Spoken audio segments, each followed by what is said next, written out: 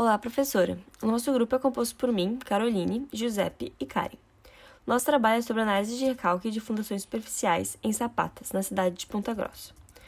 O trabalho é baseado em um estudo apresentado durante o 9º Seminário de Engenharia de Fundações Especiais e Geotecnia, o CEF. O seminário aconteceu no período de junho de 2019, então ainda é um estudo bem recente. O objetivo do estudo é verificar o recalque ocorrido nas fundações superficiais, nas sapatas, de um prédio de 16 pavimentos. A cidade de Ponta Grossa, que é onde fica o edifício, fica dentro da área geográfica conhecida como Bacia do Paraná, que tem como característica uma heterogeneidade geológica. E o edifício, mais especificamente, fica sobre um conjunto heterogêneo de rochas sedimentares, então fica sobre um solo residual de rocha sedimentar. E para análise foi realizado 3 metodologias: o método teórico, baseado na teoria da elasticidade, o ensaio de placa de carga e métodos numéricos. A capacidade de carga é definida pelo menor valor entre a resistência estrutural da fundação e a resistência do solo, que é o que dá suporte ao elemento estrutural. Normalmente, a parte menos resistente é o solo, e é o que acaba definindo a capacidade de carga. E é importante definirmos a capacidade de carga, porque é a principal verificação para descobrirmos o estado limite último, que é o estado que a estrutura deixa de atender os requisitos para seu funcionamento estrutural. E este estado pode ser definido por métodos teóricos e semi-empíricos. E para as fundações rasas, o melhor jeito de definir é o ensaio de placa, na própria cota de assentamento. Neste gráfico, podemos perceber que mesmo com o mesmo valor de tensão de ruptura, a tensão admissível e o recalque são bem diferentes entre o ensaio de placa e a realidade da sapata.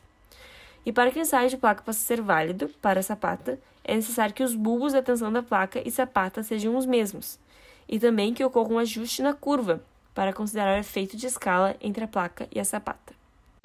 O ensaio de placa é regulamentado pela NBR 6419 de 1984 e procura reproduzir o comportamento de uma fundação sob a ação das cargas impostas pela estrutura.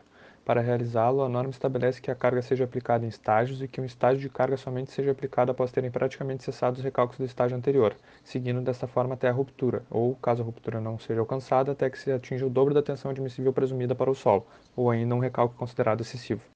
O gráfico apresenta uma curva clássica de uma prova de carga estática, como é um ensaio de placa, leva em consideração a carga no eixo x e o recalque no eixo y. No momento em que a carga se torna constante, ou seja, onde a curva projeta-se verticalmente para baixo, é onde temos a tensão de ruptura, dados os recalques contínuos com uma mesma carga. No entanto, quando a tensão de ruptura do solo não puder ser caracterizada ao se realizar um ensaio de placa, pode-se estimar a tensão através da extrapolação da curva, utilizando o ajuste de uma equação matemática à curva carga-recalque, sendo a expressão proposta por Van der Wien uma das mais difundidas no meio técnico. Na abordagem numérica, a vantagem é que ela fornece campos de deslocamento mais detalhados, considerando a interferência entre elementos de fundação adjacentes no comportamento global dos recalques. No estudo foi considerado somente recalque imediato, devido ao fato de que as fundações estão sobre solo arenoso, sendo desprezado o recalque pelo adensamento. O artigo afirma existirem soluções na teoria da elasticidade que permitem o cálculo dos recalques para um grande número de casos. No entanto, já que na metodologia dispomos dos resultados do ensaio de placa, como o recalque da sapata assente solo arenoso, nos atentaremos à equação 2, proposta por Terzaghi, que considera os recalques da sapata e do ensaio e as dimensões da sapata e da placa. O edifício em questão possui uma área construída de 9.142,45 metros quadrados, com suas fundações sendo compostas por sapatas associadas e outras isoladas. A maior sapata da obra possui 338,2 metros cúbicos, que recebe a carga de 10 pilares, totalizando um esforço característico com compressão de aproximadamente 38.000 kN e o esforço de cálculo de 5,5 mil kN. Então, na tabela 1, podemos ver que foi encontrado 3 tipos de solos diferentes até a camada impenetrável, que foi encontrado entre 7 e 8 metros, e o NA médio foi encontrado a 1 metro da superfície. Já nos resultados, devido à compacidade elevada do solo, obtida através do ensaio de sondagem à percussão, mesmo quando em baixas profundidades, foi condicionado o uso de fundações superficiais.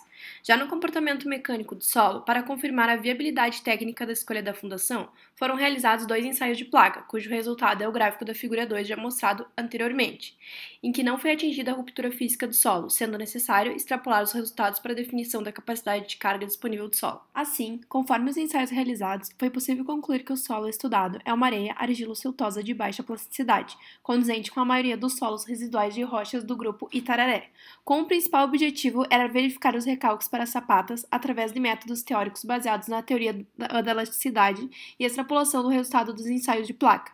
Na sequência, comparando os resultados obtidos nas sapatas isoladas, já que são as que possuem menores solicitações devido às cargas. Assim, os recalques resultantes da extrapolação do resultado do ensaio de placa se mostraram em menor magnitude para sapatas de maiores dimensões, quando comparado aos demais métodos, devido à existência da camada impenetrável ao SPT, em que parte do bulbo de tensões. Na comparação de resultados em elasticidade pela extrapolação do ensaio de placa, a consideração da deformabilidade das camadas impenetráveis ao SPT influencia diretamente na previsão de recalque de fundações diretas. Já o estudo numérico comprova a existência de deformações associadas à camada mais profunda, indicando a abrangência do bulbo de tensões gerado pelas sapatas, bem como a importância da consideração do efeito de agrupamentos desses elementos na estimativa dos deslocamentos. Por isso, é de suma importância o estudo geotécnico e a execução de ensaios complementares, já que as respostas obtidas através desses são muito importantes para o projeto de fundações, e, é claro, sempre monitorando os recalques.